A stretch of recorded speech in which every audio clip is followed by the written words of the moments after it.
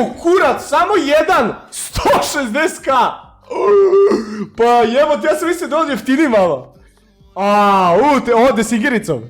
Niš, 160k 2021. 8000 km sam on prešao.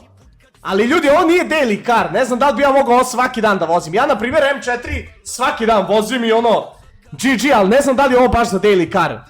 Jebo, 600 konja, malo jače od M4, ali je dobar, brate, mnogo mi se sviđa R8, brate. Ali ovaj spoiler, brate, ko letići tanjir, šta je ovo, mnogo velik spoiler, brate, gledaj ovo, leti auto.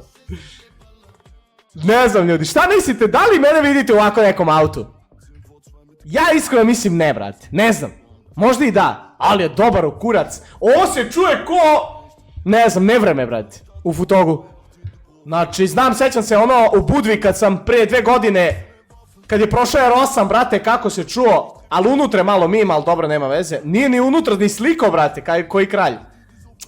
Znači, stavi oglas, auto 160k, nije ga ni sliko unutra, brate. Mislim, dobro, svakako je isto, ono, svaki, ali... 4x4, to je dobro, nemam pojma. Ne znam da li vidim sebe u ovom autu.